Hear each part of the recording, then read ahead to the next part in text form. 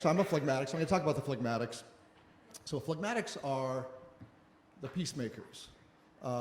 Whereas the cleric walks in the room, wants to rearrange the furniture, gets the job, rearranges the org chart, fires this person, brings that person in, mucks and mucks, changes.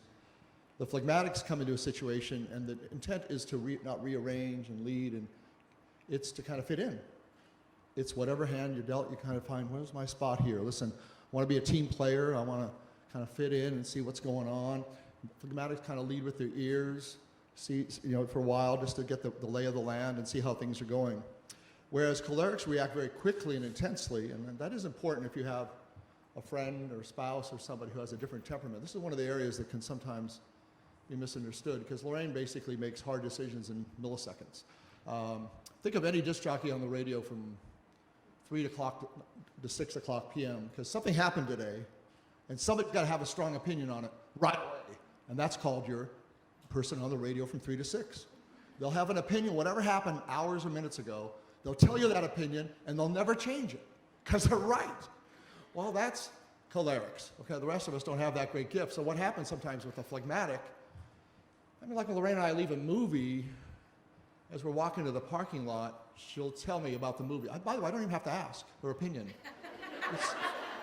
It's brilliantly and freely given. She'll talk about the acting, Denzel Washington. She'll talk about the dialogue. And because I park the car, and I always take the first space, it's a long walk. Anyhow, she fights for parking spots. I settle. Anyhow, so we're walking to our car, and she's breaking the movie down. Then she'll ask me, and she'll say the music was this or that, and I'll go, oh, was it a musical? I don't remember that. No, it had music in it. Okay, she breaks it down. So I'm pretty unimpressive on these situations. I don't have a great, strong idea immediately. So that's typical of phlegmatics. We like to think about things before we say what we think.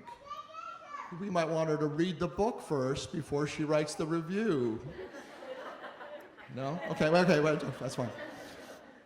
So the quick response of the cleric, that's not typical of the phlegmatics. We don't like to be forced to make particularly really pertinent decisions right away. We want to think things through. Phlegmatics tend to be pretty dependable, polite, humble, and even-tempered. So humility comes rather naturally to a phlegmatic. Now, you got to watch out you're not being a doormat and letting people roll over you, but to let other people, to say excuse me or go ahead is not that difficult a thing. It's a gift for the phlegmatics.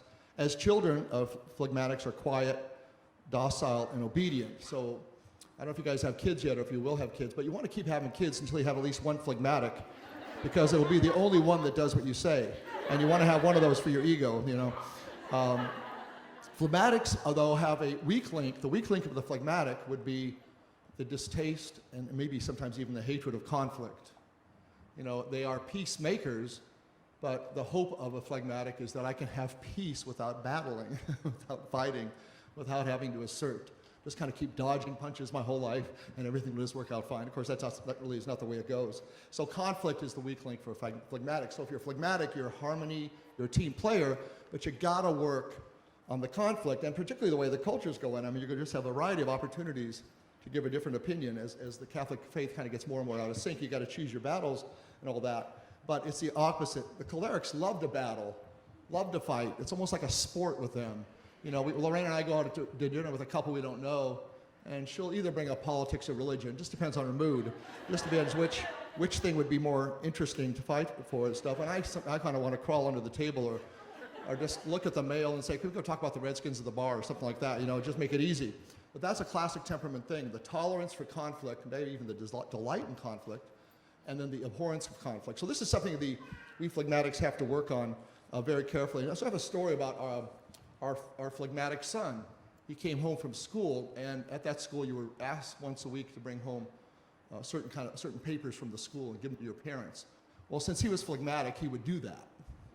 Our other kids apparently got the same orders, and we never saw the papers. So anyhow, the phlegmatic takes it literally. So he gave us the thing. He was a junior at the time, high school, and we say, I was just looking at it, go, whoa, this is interesting. Why don't you sit down a second? So you know what he did? He sits down. And then Laraine and I want to talk to him because look, they have student body elections in a couple weeks. Have you thought about running? He said, no, I've not thought about running for student body president.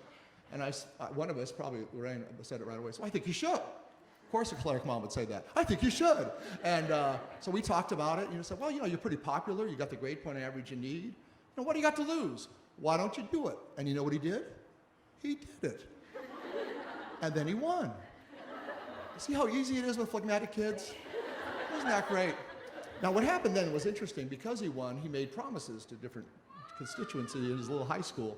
Like, maybe, we're not going to have the dance at the Knights of Columbus Hall. We're going to go to the Hilton. Yeah, whatever. I know, so things played out. Things didn't go exactly as planned.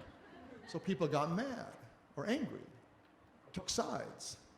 And this is really the best thing that can happen for a phlegmatic, because that's life, right? So he had to learn as a young man in a leadership position, he had to learn that when you make decisions, you disappoint some people, and some people are pleased. This is not that big a deal to the clerics as a rule, but is a tremendous cross for the phlegmatics. But I also often think, remember when Mother Teresa, I guess you guys weren't alive then, but you may have heard of it. Mother Teresa came to the prayer breakfast in Washington, D.C., down here. And she was flown in all the way from Calcutta.